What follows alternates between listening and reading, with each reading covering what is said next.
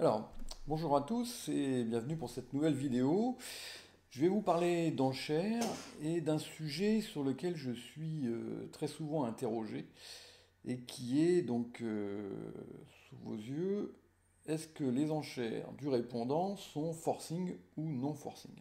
Alors, on va pour l'instant se contenter du camp de l'ouvreur et en absence d'intervention adverse, hein. Évidemment, quand il y a des interventions, ça change pas mal de choses. Bien. Donc là, juste des enchères à deux, et concernant donc la deuxième enchère du répondant, qui est évidemment là où ça devient compliqué.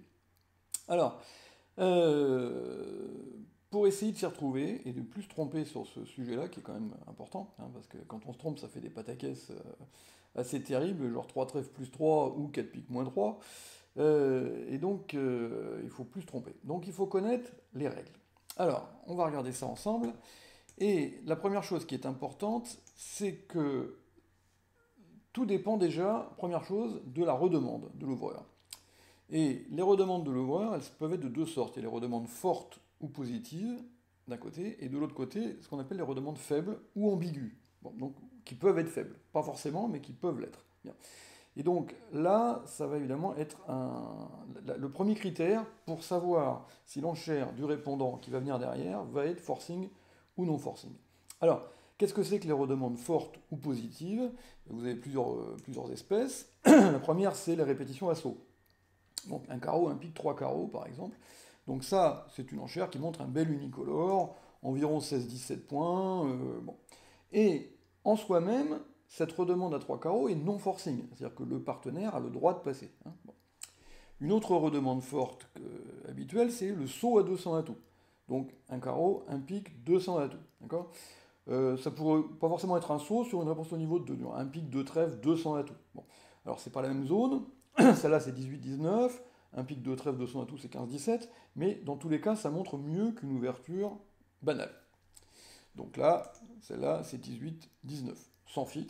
Et celle-là, elle est non forcing. Alors sur une réponse au niveau de 2, évidemment, elle est forcing, puisque 15-17 en face de au moins 11, ça fait de quoi jouer la manche. Mais sur une réponse au niveau de 1, c'est une redemande forte, mais non forcing. Donc le partenaire peut passer. Troisième type, c'est les bicolores forts. Donc là, vous avez un bicolore cher. Donc qui est un bicolore fort, mais sans saut. Un carreau, un pique, deux cœurs. Donc ça promet à peu près au moins 17 points d'honneur. Bon, parfois un peu moins s'il y a une grosse distribution, 6-5 ou 6-4. Et c'est une enchère qui est, elle, forcing, et qui est même auto-forcing. C'est-à-dire que celui qui dit deux cœurs s'engage à reparler au moins une fois, sauf évidemment si la manche est atteinte. Le partenaire dit 300 à tout, il a le droit de passer. Mais si le partenaire fait une enchère en dessous, il sera obligé de parler. D'accord. Alors les bicolores assaut, alors là c'est encore plus fort, qui sont eux carrément forcing de manche. Donc à partir du moment où ils sont forcing de manche, la question se pose plus. Toutes les enchères en dessous de la manche vont évidemment être forcing. Et puis, cette redemande-là, un cœur, deux trèfles, trois trèfles, enfin, ou toutes celles qui sont assimilées, euh, alors, c'est ce qu'on appelle une redemande positive. Alors, c'est pas forcément fort. Ça peut être une ouverture de première zone. Bon, ce qui pose d'ailleurs quelques problèmes, enfin, parce qu'on n'a plus beaucoup d'espace à ce stade-là pour vérifier la force après. Mais bon, on va rester dans le système standard.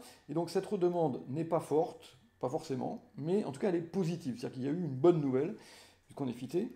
Et comme le partenaire a fait un changement de couleur au niveau de 2, on considère, si vous voulez, que dès qu'il y a, après un changement de couleur 2 sur 1, une bonne nouvelle, bon, on est embarqué à la manche. On ne s'arrête plus que quand il y a vraiment que des mauvaises nouvelles qui débarquent. Bien.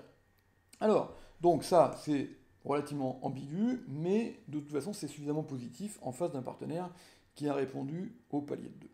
Alors, la règle en face de toutes ces redemandes, fortes ou positives, elle est extrêmement simple. Toutes les enchères du répondant, toutes, sans aucune exception, donc en dessous de la manche, hein, bien sûr, sont forcing.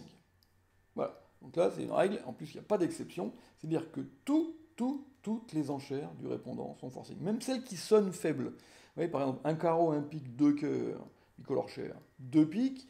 Bon, répétition niveau 2, ça sonne pas fort. Bon, et bien pourtant, c'est forcing. D'accord. Bon. Un carreau, un pique, deux cœurs, 200 atouts, qui est un 200 atouts modérateur. Donc là aussi, qui va le plus souvent servir avec les mains faibles. Mais il est forcing quand même. du fait que le bicolor share est auto-forcing. Alors, ce qu'il faut remarquer, c'est que les deux premières redemandes, donc un carreau, un pique 3 carreaux et un carreau, un pique 200 atouts, ne sont pas forcing en elles-mêmes.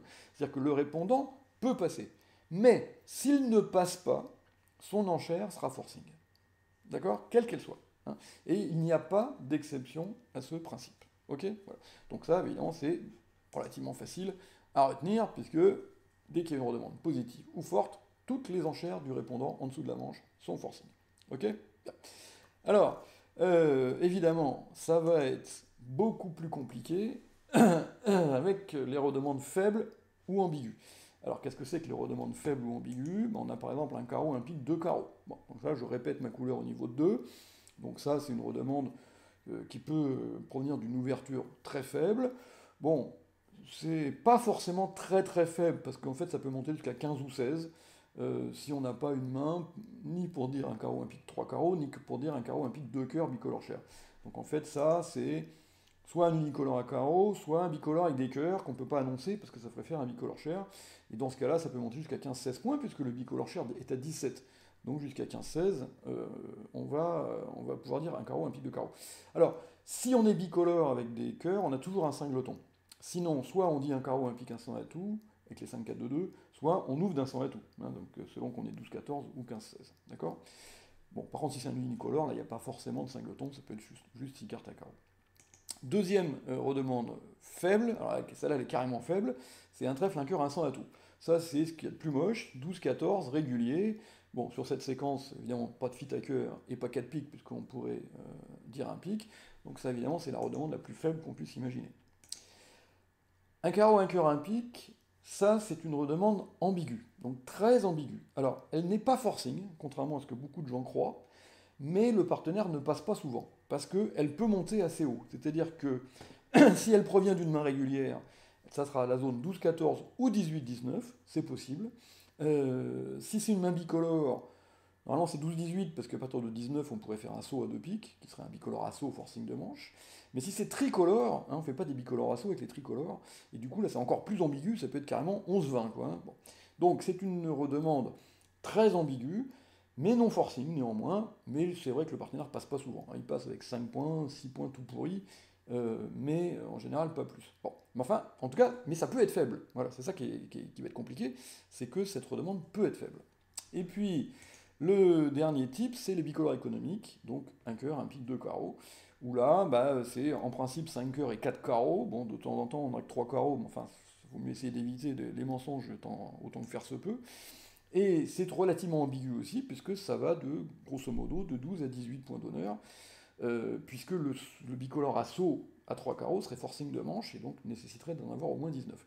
Bon, 18 très beau, mais enfin, grosso modo, c'est donc dans ces eaux-là. Alors là, évidemment, sur toutes ces redemandes-là, les règles qui vont nous décider si les enchères du répondant vont être forcing ou non forcing, évidemment, ça va être beaucoup plus compliqué, parce qu'il va y avoir des tas de choses à connaître. Alors, on va regarder donc tout ça. On va avoir donc les sans atouts, les répétitions, les nouvelles couleurs, les soutiens de la première couleur de l'ouvreur, majeur ou mineur, vous allez voir que c'est pas pareil, et les soutiens de la deuxième couleur de l'ouvreur. Et donc, en fonction de tout ça, en fonction aussi de la réponse, est-ce que la réponse était au palier de 1 ou est-ce que la réponse était au palier de 2, on va avoir donc des règles, et ces règles, il va falloir donc les connaître et les apprendre. Alors, la dernière petite remarque que je peux vous faire avant de rentrer dans le vif du sujet, c'est que là, aujourd'hui, je vais vous parler du système standard français, hein, donc en grosso modo du CEF. Si vous jouez, par exemple, les changements de couleur 2 sur un forcing de manche, un pique de trèfle, un carreau de trèfle, un pique de cœur, etc., bah évidemment, ça va changer les choses, puisque toutes les enchères que vous allez faire au tour d'après seront forcing. Si vous allez commencer par un changement de couleur 2 sur un forcing de manche. Donc évidemment, je ne vais pas vous parler de ça aujourd'hui. Il y a une autre convention aussi dont je vous ai parlé sur Amour du Bridge, qui est le double 2. Donc le double 2, ça peut s'employer sur les redemandes au palier de 1, hein, avec donc des relais à deux trèfles ou deux carreaux. Bon, vous pouvez éventuellement aller jeter un coup d'œil là-dessus. Et le double 2 aussi modifie les règles, donc forcing ou non forcing. Hein. Donc là aujourd'hui, je ne vous parle pas de ça, je vous parle juste du système standard français, hein, qu'il est de toute façon important de connaître, même si vous adoptez le double 2 ou les changements de couleur forcing de manche. Voilà. Alors, on va donc regarder tout ça attentivement dans la deuxième partie de la vidéo, comme d'habitude. qui va donc être réservé aux abonnés. J'espère que vous comprendrez pour quelle raison. Voilà, à tout de suite.